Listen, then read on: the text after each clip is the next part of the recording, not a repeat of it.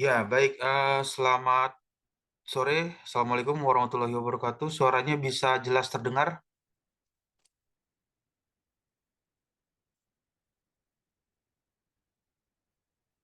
Untuk suara bisa masuk jelas terdengar ya?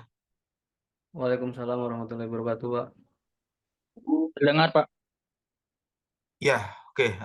Yang sudah hadir di sore hari ini bisa mengaktifkan on cam-nya untuk dokumentasi perkuliahan ya di sore hari ini untuk mata kuliah aplikasi CFD.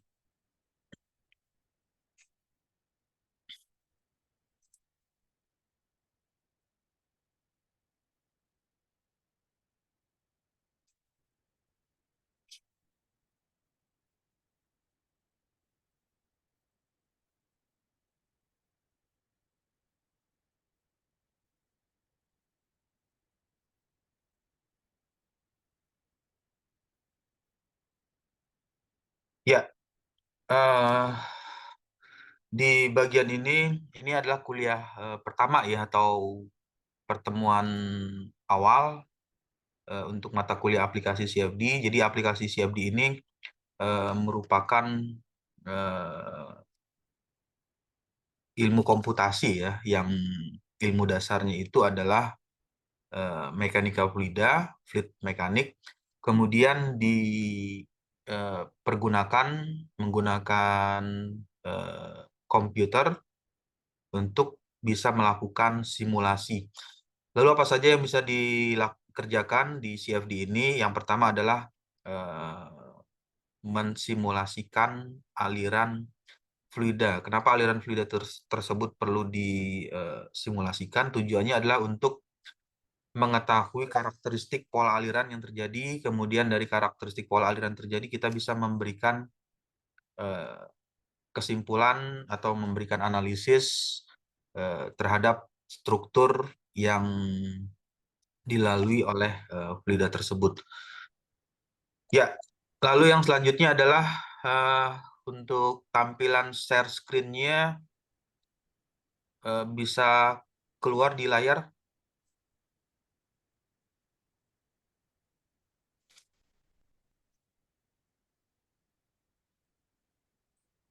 Ya, sudah, Pak. Ya, nah, eh, CFD itu merupakan singkatan ya. Jadi kalau pernah atau pernah mendengar atau ada singkatan CFD ya, CFD itu adalah singkatan eh, Computational Fluid Dynamic, eh, menghitung untuk fluida yang bergerak dihitung secara komputasi. Kemudian di bagian hal ini di bagian mechanical engineering atau di teknik mesin, CFD itu bisa diartikan sebagai tools atau alat. Toolsnya itu ya berupa software. Untuk software itu banyak sekali ya yang bisa jadikan tools itu, salah satunya kalau yang sering digunakan itu ya ANSYS, ANSYS Fluent. Itu adalah salah satu eh, tools atau alat yang dapat dipergunakan untuk mensimulasikan fluida. Kemudian selain ANSYS juga ada yang bisa menggunakan eh, SolidWorks Flow ya, Flow Simulation itu juga merupakan bagian dari software atau tools CFD yang bisa dipergunakan. Lalu yang selanjutnya, karena itu adalah tools, alat, berarti itu merupakan alat bantu ya, sama halnya seperti kendaraan atau apa namanya sepeda motor atau mobil itu juga merupakan tools untuk melakukan perpindahan atau untuk berpindah dari satu tempat ke tempat lain. Nah, di CFD ini toolsnya hanya menggunakan komputer, eh, komputasi, sehingga dengan tool tersebut bisa mendapatkan karakteristik aliran fluida yang ingin diketahui. Kemudian CFD bisa juga mensimulasikan untuk kondisi gas, fluida gas ya, atau udara, cairan, kemudian terjadi secara multi-phase, ini juga bisa dilakukan. Lalu menghitung heat transfer, perpindahan panas yang ada di fluida tersebut. Misalnya ada dua fluida yang masuk ya ke dalam satu sistem. Yang pertama, fluida tersebut memiliki low temperatur, katakanlah misalnya temperaturnya 30 derajat Celcius. Kemudian di saluran berikutnya ada fluida dengan temperatur lebih tinggi, misalnya 80 derajat Celcius, lalu masuk ke dalam suatu sistem, kemudian ingin dilihat bagaimana proses mixing atau proses pencampuran antara dua fluida yang berbeda. Ini bisa dilakukan dengan menggunakan CFD. Jadi bisa melihat distribusi panas atau perpindahan panas yang terjadi di fluida dengan temperatur yang berbeda. Kemudian karena fluida tersebut memiliki nilai tekanan ya pada saat mengalir atau saat berpindah dari satu titik ke titik lain, sehingga memberikan tekanan terhadap material padat. Ya, salah satunya adalah dinding ya, dinding wall atau dinding di dalam saluran misalnya di dalam saluran pipa. Ini bisa dipergunakan untuk menganalisis kekuatan material ya, atau kekuatan dari material pipa tersebut. Jadi bisa diketahui distribusi tekanan, berapa besar nilai tekanan yang diterima oleh struktur padat tersebut ketika ada fluida yang mengalir. Ya, lalu yang berikutnya adalah aplikasi CFD untuk mekanikal ya, atau di teknik mesin. Yang pertama adalah untuk, ini hanya ilustrasi atau contoh saja, karena banyak bisa diaplikasikan di bidang teknik mesin. Salah satunya di sistem pendingin.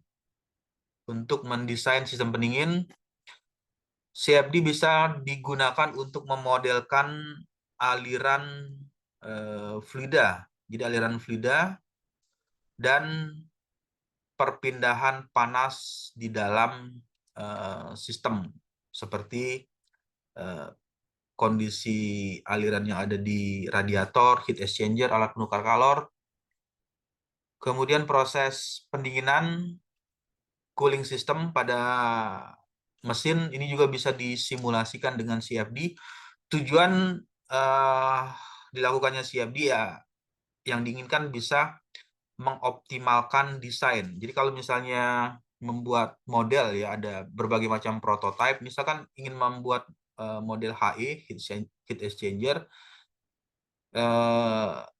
ketika dibuat secara eksperimen atau membuat prototype, kan pasti akan mengeluarkan cost ya, atau biaya yang lebih besar.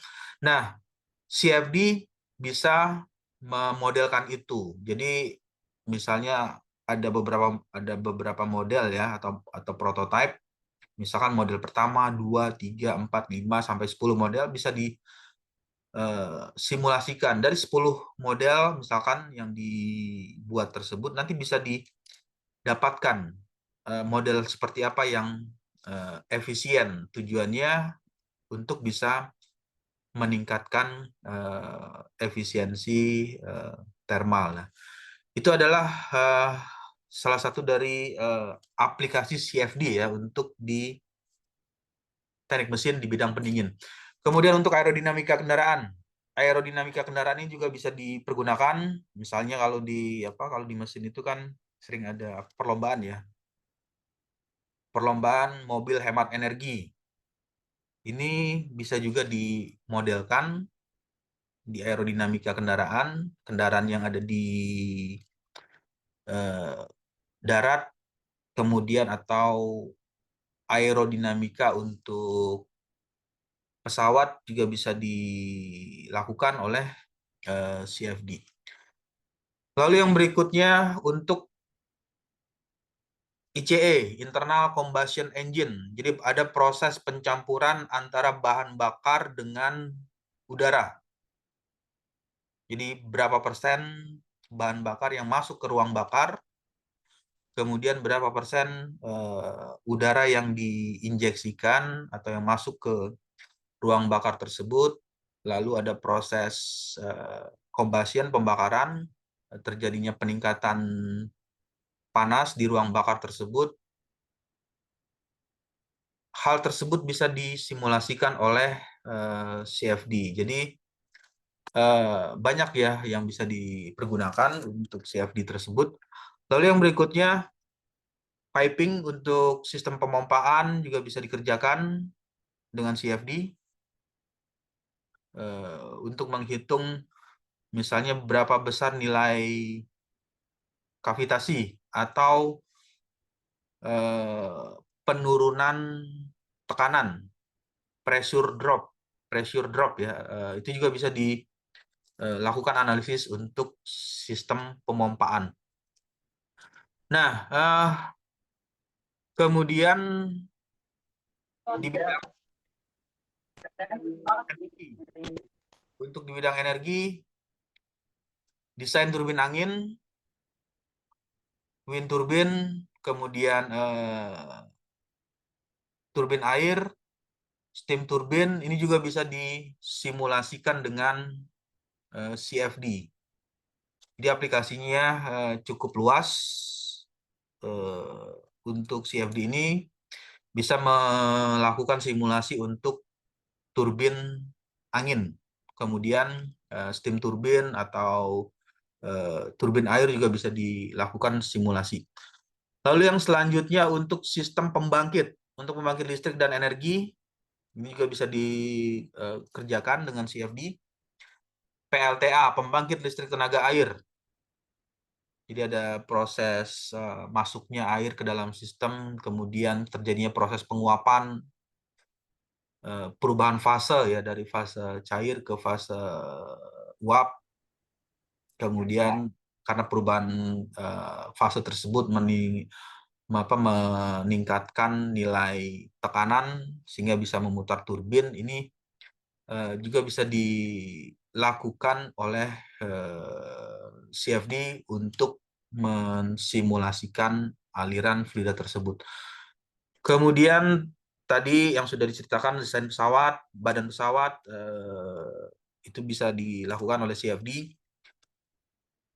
Selanjutnya analisis aliran di mesin jet continue ya, kalau seperti pompa, kemudian ada jet sintetik, itu juga bisa disimulasikan karakteristik aliran fluida yang mengalir yang keluar dan masuk ya melalui aliran jet tersebut, jet sintetik.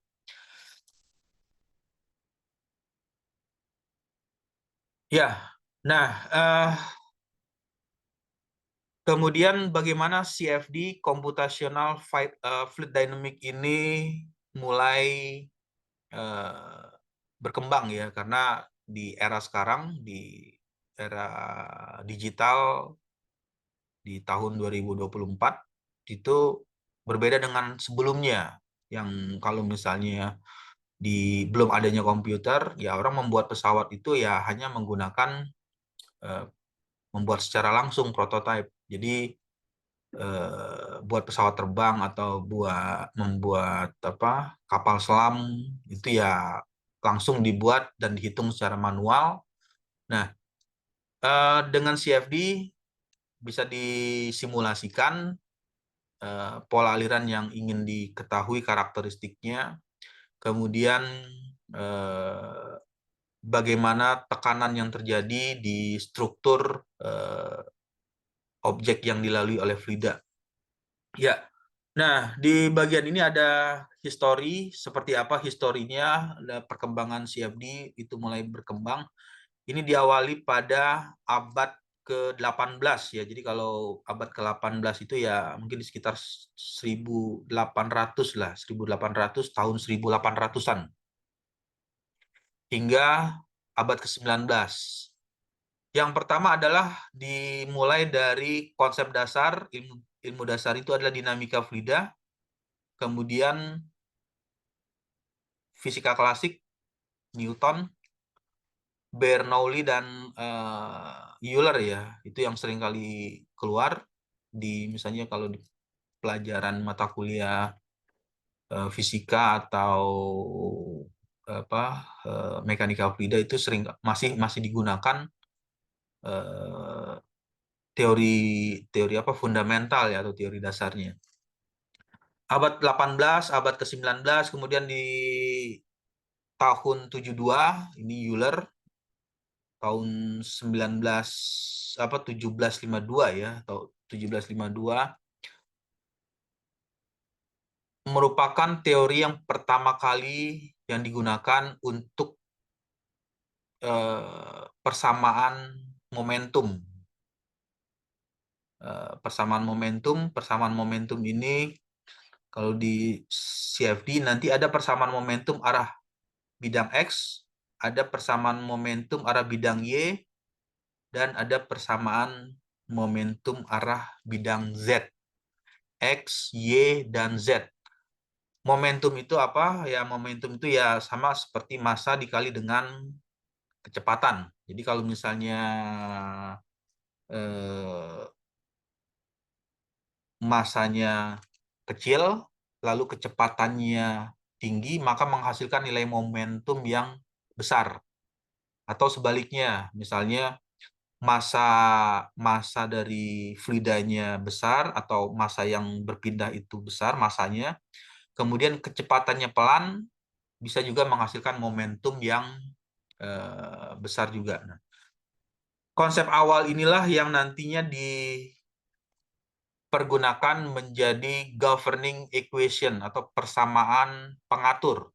Jadi pada saat menggunakan CFD, persamaan momentum itu selalu dipergunakan. Jadi pada saat menggunakan toolsnya ya, tools CFD, ketika memasukkan kondisi batas, boundary condition, misalkan nilai kecepatan arah bidang saluran masuk, misalnya 10 meter per second.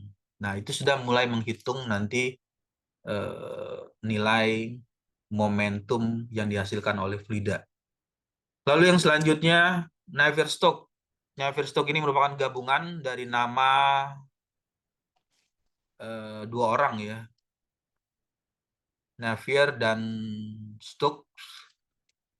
Itu di abad 19, sekitar tahun 1900. Lalu yang selanjutnya mulai di awal abad ke-20, berarti diperkirakan sekitar di tahun 2000-an ya. Di tahun 2000, tahun 2000-an, numerical method atau metode numerik mulai digunakan untuk menyelesaikan fluida sederhana. Fluida sederhana itu ya kasusnya hanya simpel ya, seperti aliran di dalam pipa.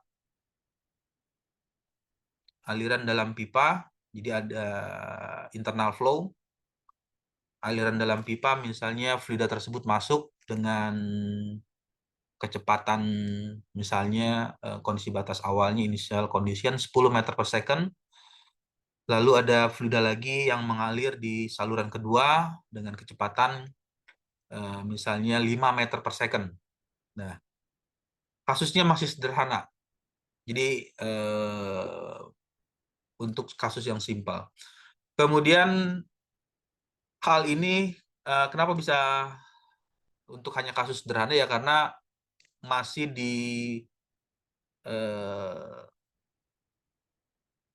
dibatasi atau dipengaruhi oleh kemampuan komputasi. Karena kalau dulu ya, kalau pernah melihat komputer atau ada komputer yang versi tahun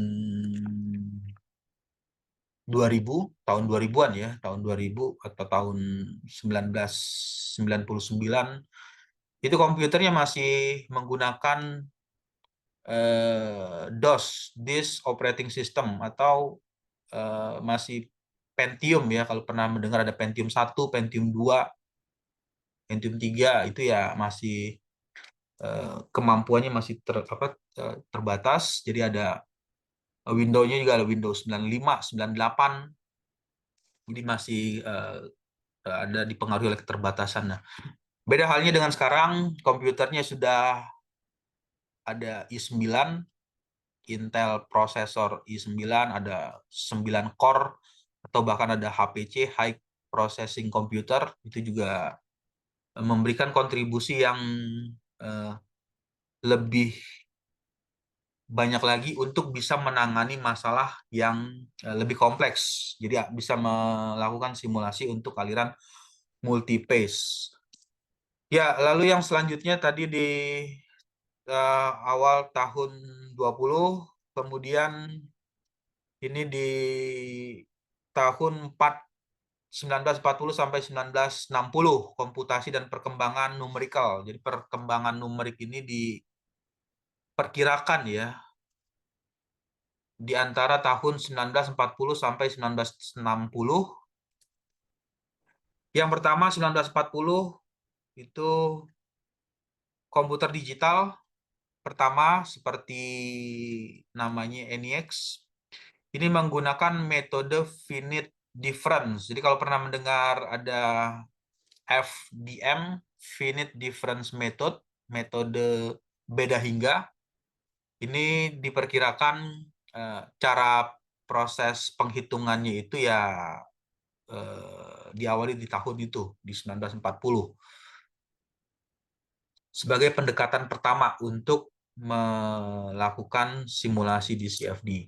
Kemudian di tahun yang berikutnya, di tahun sekitar 10 tahun kemudian ya, selisihnya antara 40 dengan 50, 10 tahun kemudian, persamaan finite difference ditransformasikan di metode numerik menjadi PDA, persamaan diferensial parsial. Nah, seperti apa persamaan diferensial parsial? Saya nggak bahas, saya tidak akan membahas di sini. Nanti ya buka kembali mata kuliah kalkulus, seperti apa PDA atau persamaan diferensial parsial.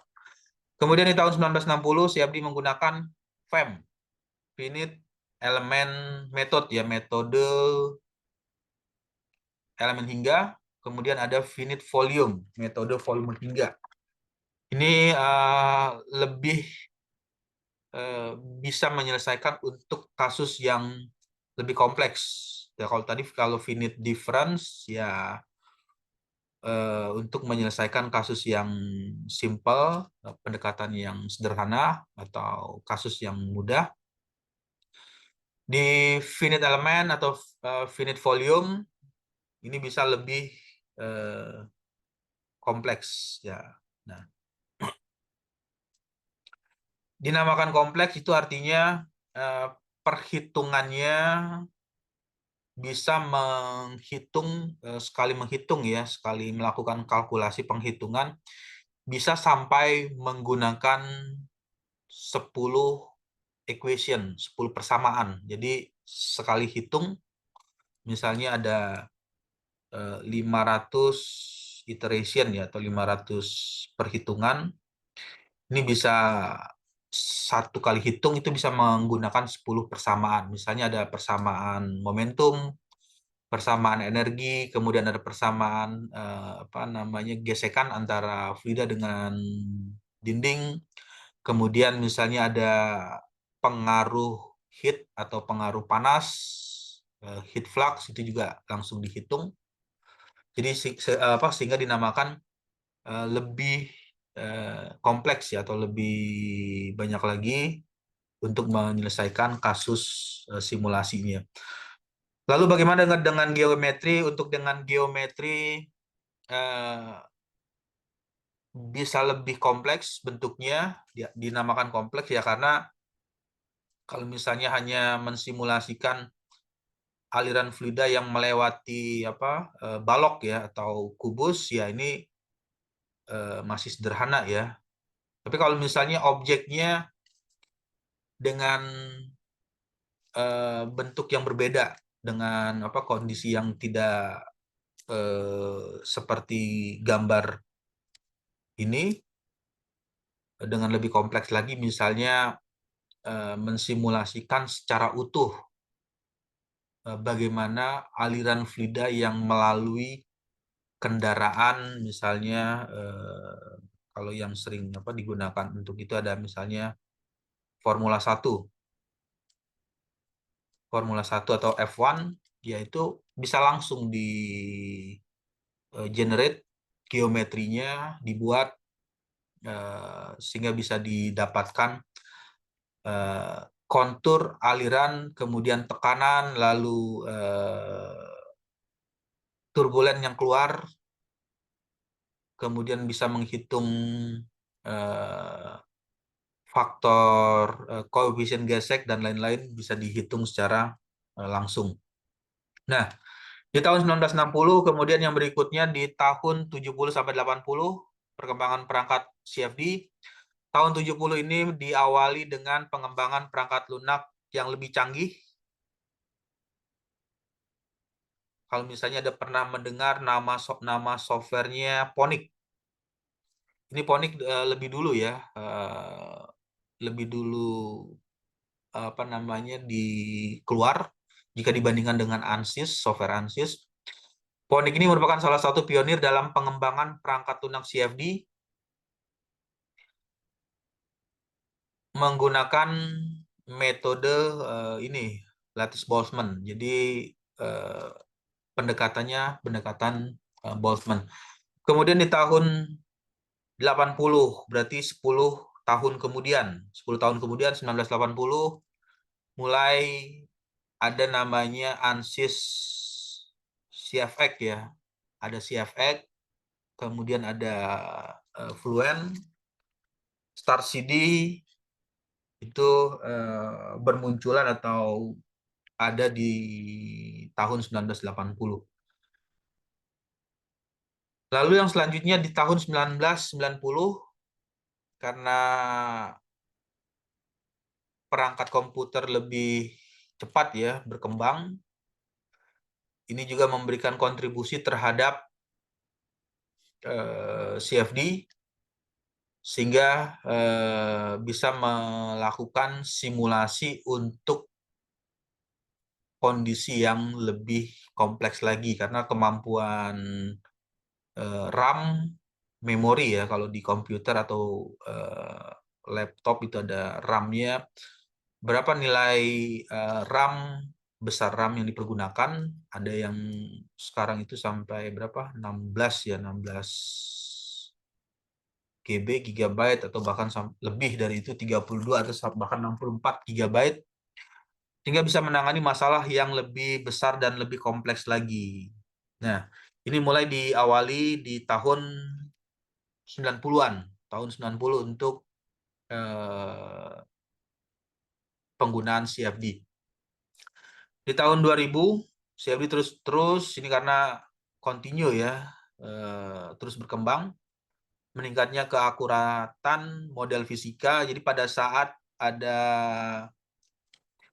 persamaan atau teori baru yang ditemukan atau yang diperoleh, lalu dibahasakan ke dalam bahasa komputer, komputasi, dibuat coding, sehingga bisa langsung dipergunakan. Model turbulensi, perpindahan panas, dan reaksi kimia yang kompleks juga bisa dihitung secara bersamaan atau secara terintegrasi di CFD. Untuk CFD ini menjadi, kalau di bagian sekarang ini, menjadi tools atau alat standar dalam melakukan desain serta analisis teknik di berbagai bidang ya. Misalnya salah satunya di industri juga banyak menggunakan CFD. Kemudian yang selanjutnya 2010 sampai sekarang, ini sudah ada namanya HPC, High Performance Computing. Ini mulai di tahun 2010 atau yang biasa dikenal dengan cloud computing. Jadi cloud computing ini maksudnya nanti bisa mensimulasikan hanya menggunakan laptop. Jadi laptop membuka laptop atau notebook ya,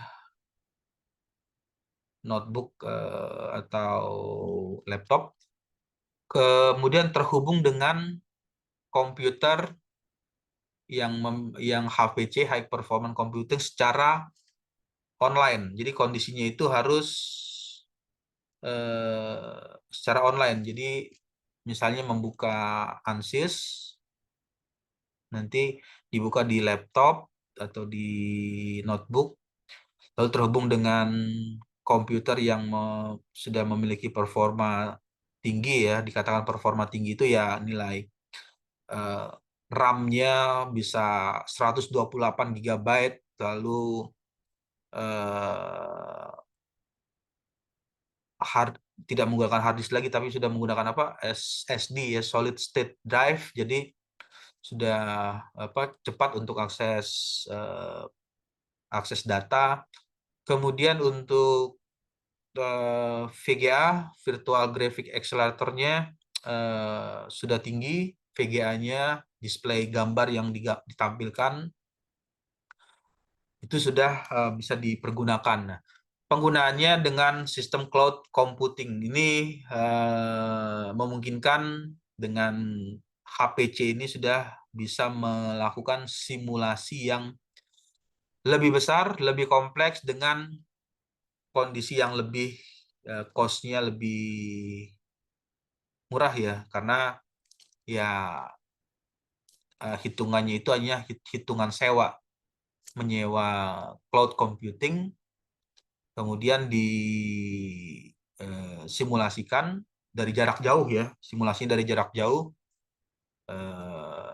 di remote dari jarak jauh, menggunakan laptop atau menggunakan notebook, nggak bisa mensimulasikan untuk kasus yang lebih besar.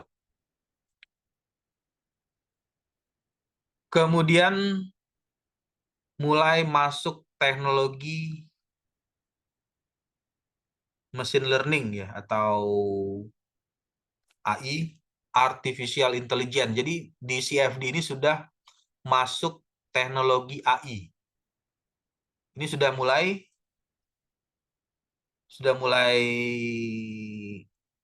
berkembang ya.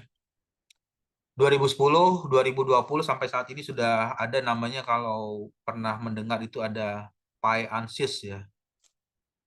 PyAnsys itu dia sudah menggunakan AI, artificial intelligence. Jadi pada saat ingin mensimulasikan, kita hanya mengisi formulir.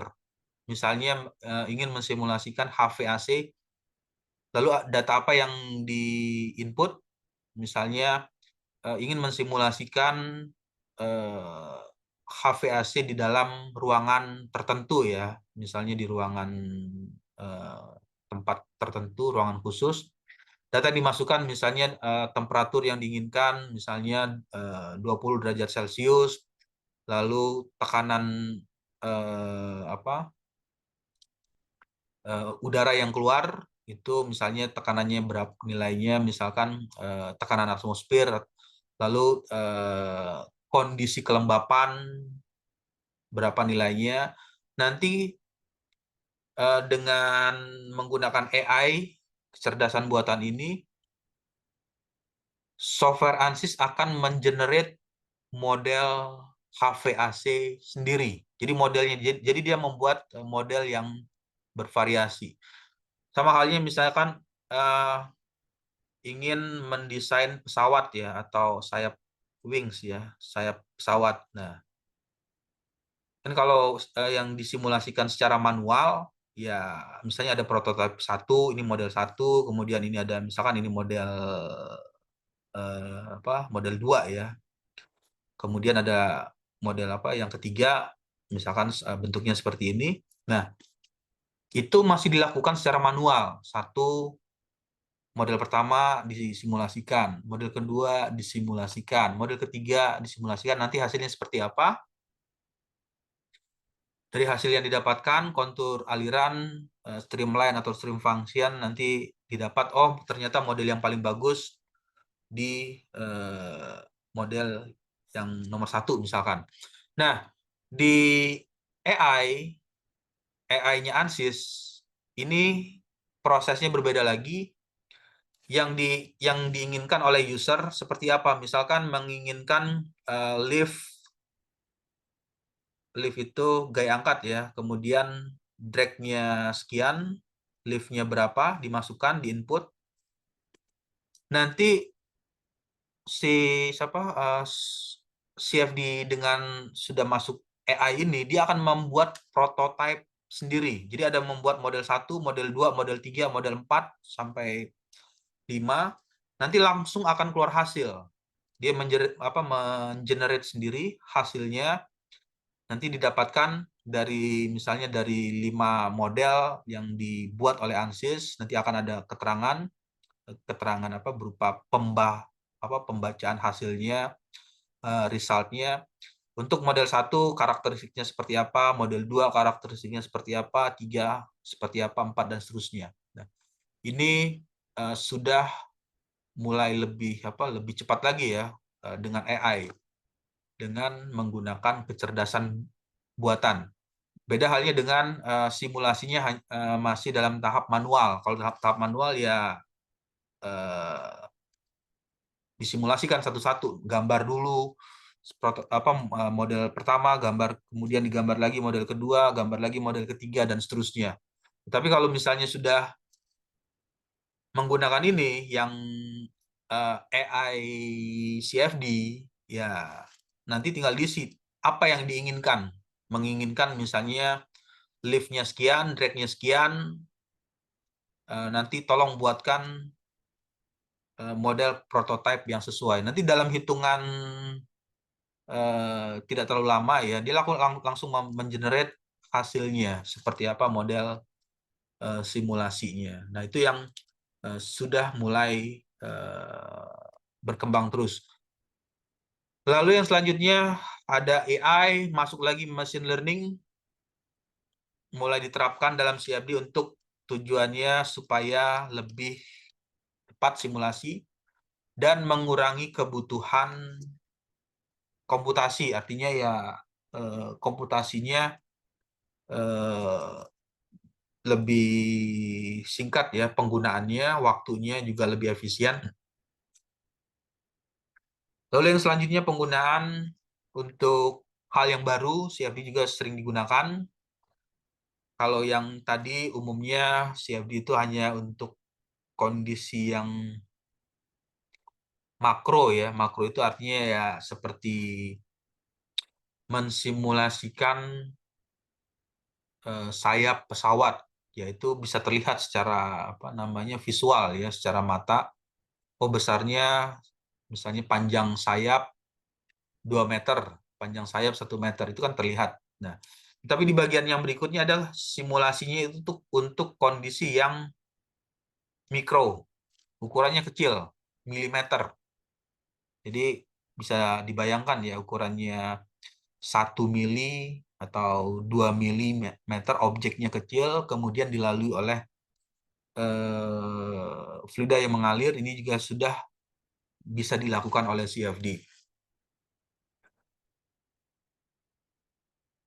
Ya, baik. Sampai sini ada diskusi atau ada yang mau ditanyakan sebagai gambaran penjelasan awal untuk mata kuliah aplikasi CFD?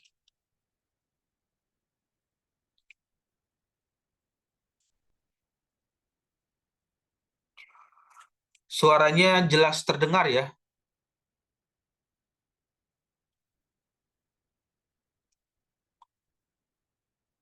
Untuk suara bisa jelas terdengar? Iya, Pak, jelas terdengar, Pak. Ya. Oke. Nah, itu adalah CFD. Kemudian yang berikutnya adalah eh, untuk CFD ini merupakan metode numerik yang bisa dipergunakan untuk aliran fluida. perpindahan panas, serta fenomena fisik. Fenomena fisik itu ya seperti perubahan secara fisik, misalnya alirannya eh, di bagian tertentu masih dalam kondisi laminar flow, kemudian pada rejim atau bagian domain tertentu mengalami perubahan menjadi turbulen atau berubah kembali lagi menjadi laminar flow. Nah, ini sudah bisa diprediksi dengan CFD. Selanjutnya adalah persamaan yang seringkali menjadi hukum atau pasti digunakan di CFD. Persamaan dasar atau yang tadi dinamakan governing equation, persamaan pengatur ya. Yang pertama adalah persamaan continuity, persamaan kontinuitas. Ini kalau ada yang masih ingat nggak di mekanika fluida, persamaan kontinuitasnya adalah Q1 sama dengan Q2, A1, V1, A2, V2. Ini adalah persamaan kontinuitas untuk aliran fluida yang ada di internal flow di bagian dalam. Jadi ini ada rho 1, ini ada rho 2 massa jenis fluida yang masuk, itu akan sama dengan massa jenis fluida yang keluar. Hukum kekekalan massa atau persamaan kontinuitas, hukum ini menuliskan simulasinya pada kondisi sistem tertutup, loop system, dengan asumsi menganggap bahwa massa yang masuk itu massa fluida ya, massa fluida yang masuk akan sama dengan massa fluida yang keluar. Nah, ini merupakan persamaannya. Persamaannya ini ya. Nah, ini adalah persamaan do rho per do t ditambah dengan simbol ini ya, apa namanya, divergen dikali dengan densitas fluida dikali dengan kecepatan fluida, nilainya sama dengan 0. Jadi mengartikan bahwa massa yang masuk itu harus sama dengan massa fluida yang keluar. Kemudian persamaan yang kedua adalah hukum kekekalan momentum. Ini yang diawali tadi ada Navier-Stokes, itu persamaan momentum. Teori ini diartikan dari turunan persamaan fisika klasik, hukum Newton kedua. Yang diartikan bahwa momentum fluida mengalami perubahan atau ada respon terhadap gaya-gaya yang bekerja pada sistem tersebut. Ada nilai tekanan, kemudian ada viskositas itu kekentalan fluidanya, dan pengaruh gaya eksternal atau gaya luar, sehingga dituliskan persamaan Navier-Stokes-nya ini. Nah, ini adalah persamaan Navier-Stokes, ya singkat ya atau simpel ya persamaannya, tapi nanti ini masih bisa ada turunan lagi, tergantung kasusnya seperti apa. Nah, yang perlu diperhatikan, CFD itu bekerjanya dengan menggunakan persamaan-persamaan ini. Inilah yang perlu diperkuat atau maksudnya dibuka lagi atau dibaca kembali teori-teorinya, karena prinsip dari CFD itu sama kalau diartikan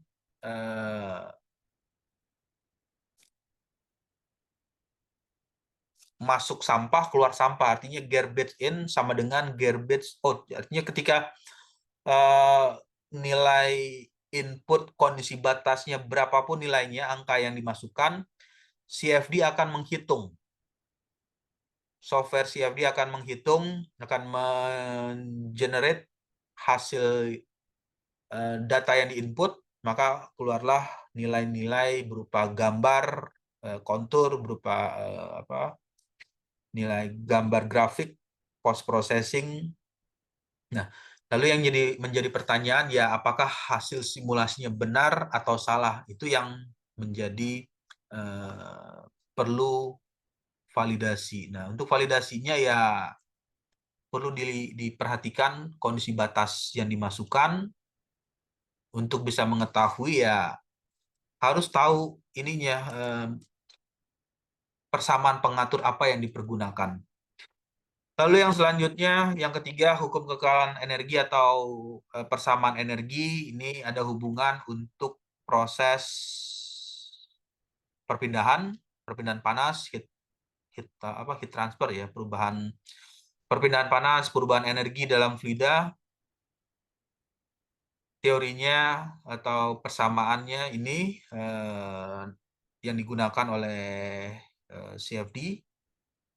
Jadi pada saat menghitung atau mensimulasikan aliran fluida yang melibatkan energi eh, panas. Jadi ada heat atau ada panas yang dipergunakan atau yang mengalir di fluida tersebut sehingga menggunakanlah persamaan ini. Jadi ada persamaan ini ketika ini diaktifkan persamaannya hukum kekekalan energi atau persamaan energi ini, maka CFD akan menggunakan persamaannya ini untuk mengetahui perpindahan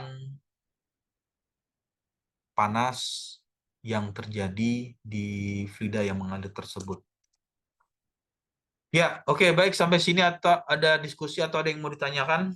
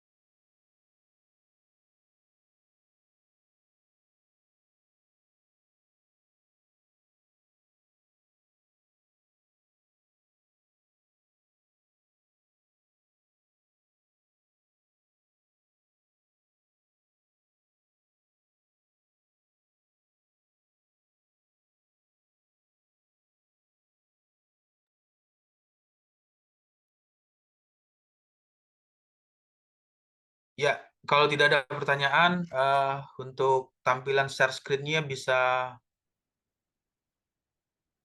terlihat ya, sudah keluar tampilan di layarnya. Sudah, Pak. Ya, nah untuk mata kuliah aplikasi CFD ini untuk apa sistem penilaian ya. Jadi di mata kuliah aplikasi CFD ini kita tidak ada nggak ada UTS dan nggak ada UAS ujian akhir semester. Di mata kuliah ini nanti komponen utama di sistemnya pertama ada kehadiran. Kehadiran itu 10%, artinya ya kalau di by system harus 80% kehadiran ya. Karena kalau walaupun mengumpulkan tugas atau ini, tapi kalau kehadirannya kurang dari 80%, di sistem online atau di sistem siakatnya itu nilainya tidak bisa keluar. Yang pertama ada presentasi review artikel, nanti saya akan kirimkan artikel yang membahas mengenai CFD, aplikasinya atau penggunaan CFD seperti apa. Nanti presentasi review artikel nanti dipresentasikan per individu ya atau per manual apa per orang, per mahasiswa secara bergantian di minggu pertama, kemudian minggu kedua, minggu ketiga, dan seterusnya. Lalu yang di bagian akhir membuat video simulasi nanti dari case tertentu atau dari kasus tertentu yang berbeda ya. Untuk kasus 1, kasus 2, kasus 3, dan tiap mahasiswa itu berbeda. Misalnya dari kasus hasil membaca review artikel, oh saya ingin mensimulasikan mengenai turbin, atau misalnya ingin mensimulasikan tentang aliran heat exchanger, perpindahan panas atau perpindahan eh, panas yang terjadi di fluida tersebut, atau mensimulasikan proses mixing. Nah, itu nanti membuat videonya. Nah, jadi komponennya adalah berupa project ya. Kalau yang ini project apa? eh, Projectnya itu ya membuat video simulasi. Nanti ada kasus tertentu seperti apa kasusnya nanti di apa namanya disimulasikan. Kemudian setelah simulasi nanti di running, nanti hasilnya seperti apa di apa diceritakan ya, maksudnya dijelaskan di video tersebut. Oh, misalnya ini menampilkan kontur tekanan atau kontur kecepatan, terjadi aliran laminar di bagian sisi kiri atau di sisi kanan, lalu hal tersebut disebabkan oleh apa. Nah, itu adalah bagian dari eh, membuat videonya untuk dalam hal ini projectnya.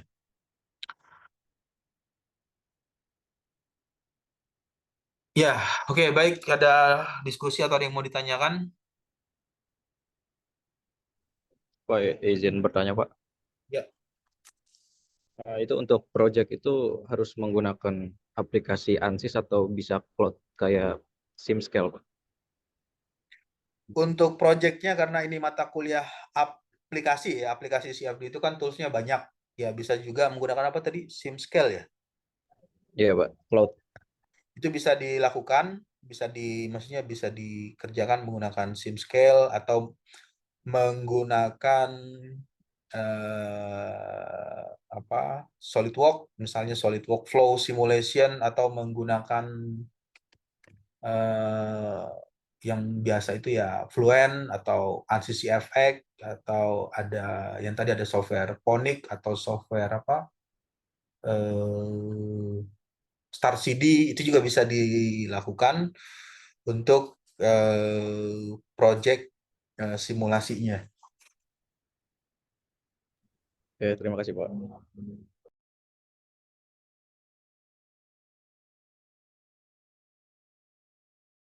Ya, ada lagi pertanyaan?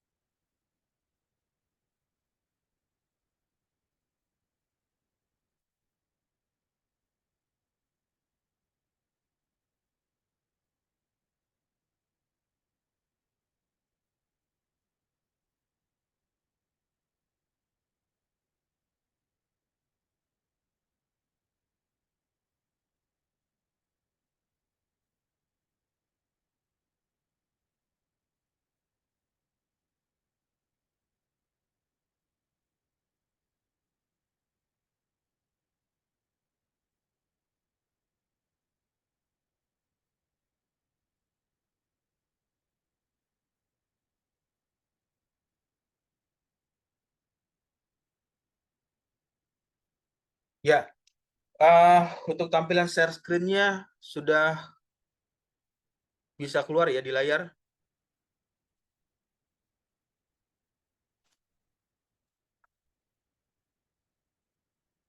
Tampilan share screen-nya bisa terlihat ya. Sudah bisa keluar terlihat di layar. Sudah, Pak. Oke. Nah, ini nanti ini hanya sebagai contoh ya. eh, Project untuk membuat video video simulasinya. Hanya sebagai contoh, ini menggunakan software ANSYS Fluent ya, ANSYS Fluent. Jadi nanti pada saat ingin membuat eh, video, nanti yang perlu diperhatikan adalah mendefinisikan description terlebih dahulu. Jadi ada permasalahannya seperti apa. Jadi nanti misalnya video itu berupa video, oh saya ingin mensimulasikan manifold, misalkan manifold geometri ya pada modeling ini. Nah, nanti dikasih keterangan, oh di bagian ini adalah saluran masuk, inlet, kemudian ini adalah saluran keluar, lalu definisi berikutnya, material manifold ini terbuat dari misalnya aluminium atau dari bahan baja atau komposit atau material yang lain. Jadi didefinisikan, dideskripsikan. Selanjutnya, fluida yang dipergunakan ini menggunakan misalnya ada fluida udara atau fluida cair, itu di-define atau diceritakan di video tersebut. Nah, nanti langkah-langkahnya kan ketika mensimulasikan, ini hanya sebagai contoh di ANSYS, tapi nanti bisa menggunakan aplikasi yang lain.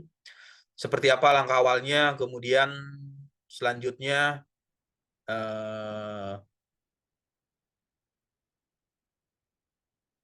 ada tampilan pada saat bagian ini misalnya menceritakan proses meshing atau mendefinisikan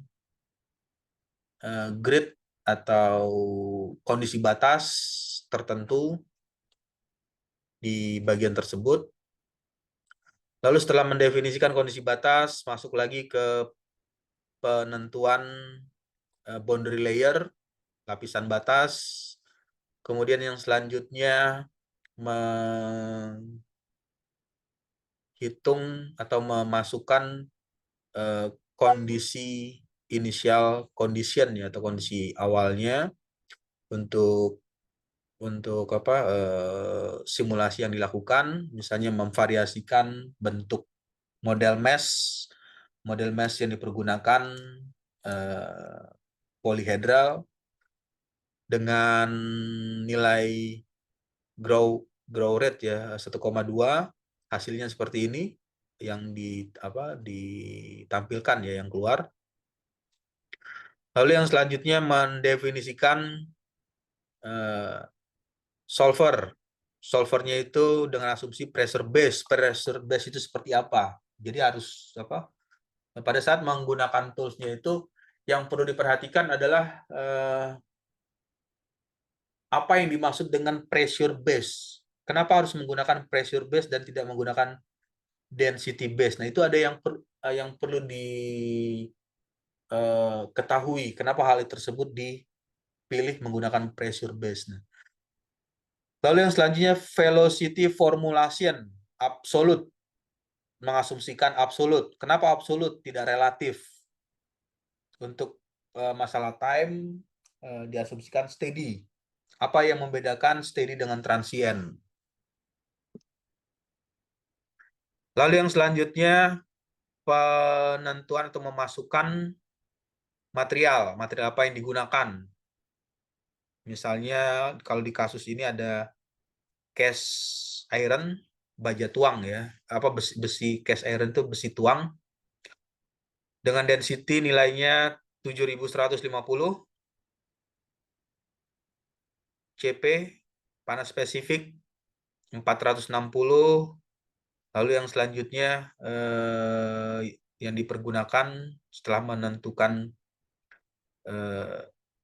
material, tahap selanjutnya memasukkan boundary condition, kondisi batas, misalnya saluran masuk fluida yang masuk ke bagian velocity inlet 10 meter per second, asumsi turbulen intensity 10%, ini secara default ya, secara default dari by fluent atau ansisnya itu defaultnya 10%, diameter hidrolik 40 meter, 40 meter. Kemudian thermal. Nah, ketika menggunakan atau menginput nilai thermal 925. Tadi di slide PowerPoint ada apa persamaan energi. Persamaan energi yang digunakan berarti mengaktifkan persamaan tersebut dengan memasukkan kondisi batas temperaturnya 925. Lalu yang selanjutnya inlet, outlet. Ini inlet saluran masuk, outletnya nilainya tekanannya 0 Pascal, pressure profilnya itu 1. Lalu yang selanjutnya kondisi batas untuk dinding ya, dinding objek yang tadi yang mau disimulasikan. Kondisi termalnya yang terjadi adalah perpindahan panas secara ini convection. Jadi ada perpindahan panas secara konveksi. Yang diaktifkan ini ketika memilih convection ya berarti mengaktifkan persamaan perpindahan panas secara konveksi. Jadi pada saat convection diaktifkan, ketika misalnya radiation yang diaktifkan, ya berarti nanti panas yang berpindah itu berpindah secara radiasi, tidak berpindah secara konveksi atau berpindah secara konduksi.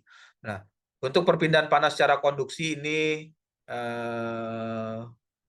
dengan mengaktifkan heat flux ya, atau heat flux atau nilai temperatur itu adalah perpindahan panas secara konduksi. Kemudian ada perpindahan panas mix. Mix itu campuran. Jadi ada panas yang terjadi secara konduksi, kemudian ada panas yang terjadi secara konveksi. Ini bisa mengaktifkan persamaan mix, persamaan perpindahan panas secara konduksi dan konveksi.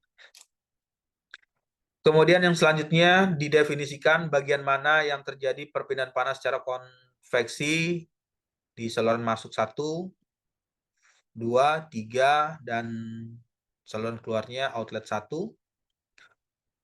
Selanjutnya mendefinisikan tentang solution method ya, atau metode penyelesaian. Solution method, metode penyelesaian atau metode penyelesaian untuk menyelesaikan simulasi tersebut dengan persamaan momentum itu dengan asumsi second order, turbulent kinetic energy second order, kemudian specific deviation rate second order, energi juga sama, energi panas ya second order. Selanjutnya memasukkan nilai-nilai. Nah, nilai-nilai ini yang akan ditampilkan dalam bentuk grafik. Jadi nanti nilai-nilai yang diinput di sini ya, yang berupa temperatur, kemudian tekanan, itu nanti akan keluar dalam bentuk grafik, di report, ditampilkan, di display ya, dalam bentuk grafik. Nanti hasilnya seperti ini langkah-langkahnya, menampilkan ke dalam bentuk grafik. Ini adalah hasil grafik yang keluar dari simulasi CFD yang dipergunakan ini. Jadi menggunakan eh, persamaan momentum, kemudian persamaan aliran itu bisa tadi ada apakah aliran laminar flow atau turbulent flow, itu merupakan persamaan aliran. Hasilnya seperti ini, nanti akan keluar grafik iteration, grafik iterasi, grafik residual. Nah, ini ada kalau dibesarkan ada persamaan continuity. Jadi terlihat ya di bagian ini. Nah, di sini ada tertulis continuity. Jadi ada persamaan di slide PowerPoint ya, persamaan kontinuitas. Nah, ini adalah persamaan dasarnya atau persamaan governing equation yang selalu digunakan. Jadi pada saat menghitung simulasi atau melakukan iterasi simulasi CFD, akan keluar grafik continuity, persamaan kontinuitas. Ini ada X velocity, Y velocity, Z velocity. Ini merupakan persamaan momentum. Jadi ada momentum tadi ada apa di Navier-Stokes ya, persamaan Navier-Stokes. X velocity persamaan momentum untuk arah bidang X, aksis ya, bidang X. Lalu bidang Y, aksis Z, warnanya ini ada warna ungu, merah, biru. Lalu energi. Nah, di bagian ini ketika mengeluarkan energi equation, persamaan energi berarti mengaktifkan persamaan perpindahan panas. Tadi yang digunakan adalah persamaan perpindahan panas secara konveksi. Lalu yang selanjutnya persamaan aliran. Nah, alirannya ini diasumsikan adalah aliran turbulen.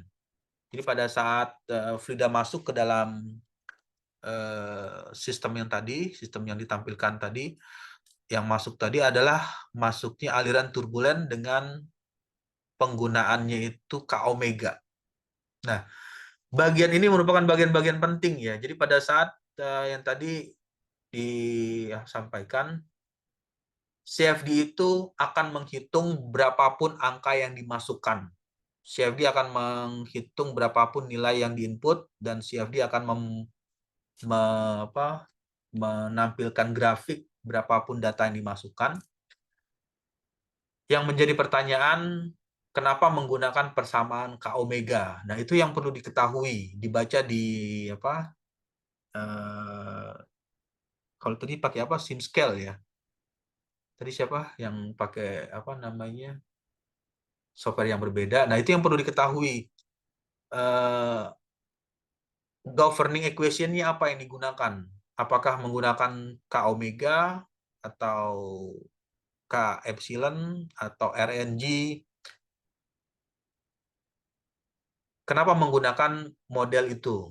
Itu yang perlu diketahui. Nah, lalu yang selanjutnya, setelah menampilkan hasil iterasi, yang tahap selanjutnya post processing. Untuk post processing ini adalah bagian dari CFD.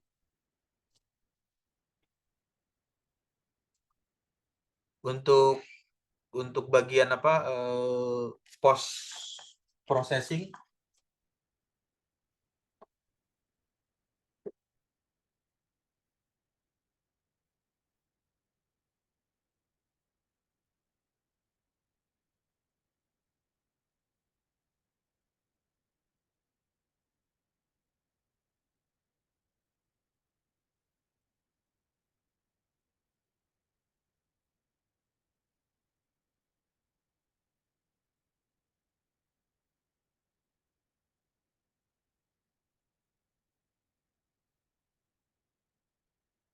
ya suaranya jelas terdengar ya.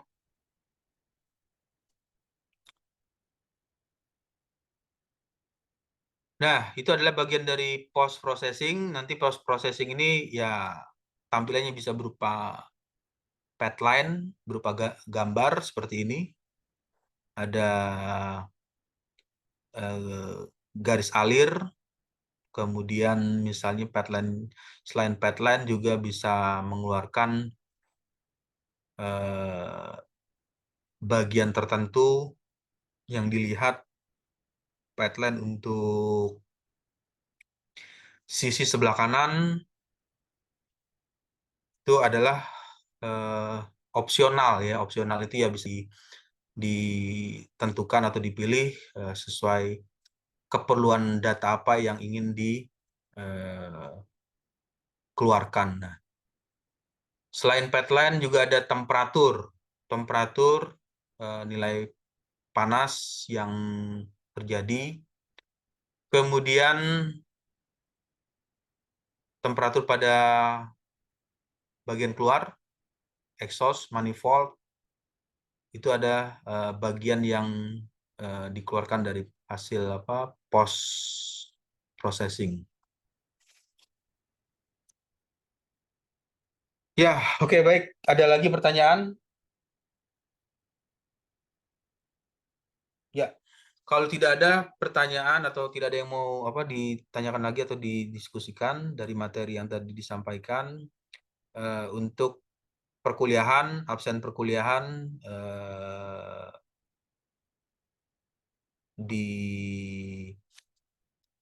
Google ya, di Google Classroom dituliskan ya nama, kemudian NIM untuk absensi kehadiran mata kuliah aplikasi CFD. Ya, oke, baik. Kalau tidak ada pertanyaan, mungkin saya rasa cukup di sore hari ini untuk mata kuliah aplikasi CFD. Saya ucapkan selamat sore. Wassalamualaikum warahmatullahi wabarakatuh. Waalaikumsalam warahmatullahi wabarakatuh. Waalaikumsalam warahmatullahi wabarakatuh. Terima kasih, Pak. Oke.